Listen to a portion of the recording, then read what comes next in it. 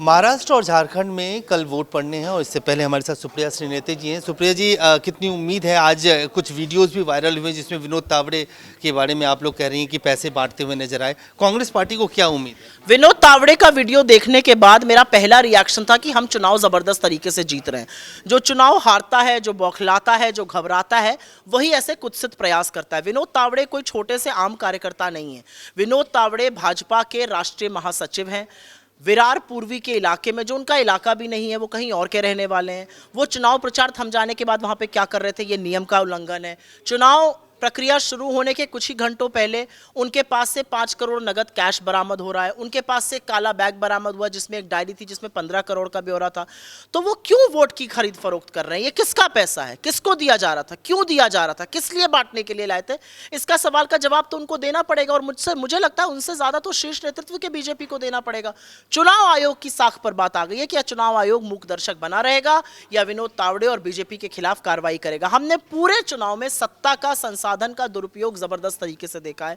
लेकिन अब जब आप विपक्ष के लोगों के बैग चेक कर रहे थे, उनके हेलीकॉप्टर की जांच कर रहे थे, बीजेपी के एक बड़े पदाधिकारी के पास से पैसा बरामद हो रहा है। अब आप क्या कीजिएगा? पैसा आप टेंपो में लाद लाद के घूम रहे थे, चेक दूसरों को कर रहे थे। सुप्रिया जी, कुछ राज्यों में बाई इलेक्शन भी है। कल हमने देखा कि देर शाम राहुल गांधी पहुंचे स्वर्ण मंदिर, वहां पे उन्होंने सेवा भी की।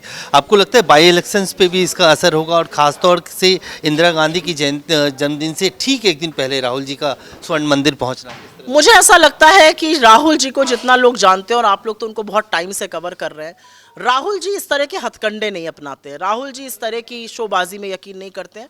वो पहले भी एक बार सेवा करके आए थे और वो नियमित सेवा करते हुए जाना चाहते हैं। बहुत टाइम से प्लान बन रहा था, कल हो पाया और कल वो चले गए वहाँ पर।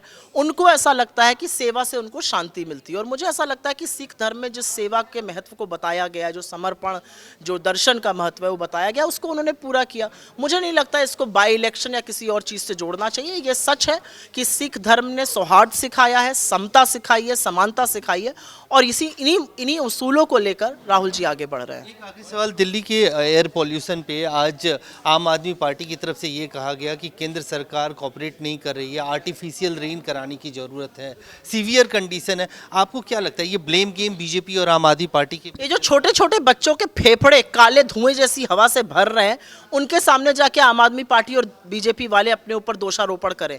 असलियत यह है कि बीजेपी की लोग और आम आदमी के लोगों ने दिल्ली की जनता को बिल्कुल जहर जैसी हवा इनहेल करने पर, हवा सांस लेने पर मजबूर कर दिया है, और इसका जवाब जनता जरूर देगी। आर्टिफिशियल रेन क्या विकल्प हो सकता है? बहुत सारे विकल्प होते हैं, विकल्प होने को बहुत हो सकते हैं, दोनों मिलकर करें। ये नूरा कुश्ती से कोई ये मामला छुपने वाला नहीं है।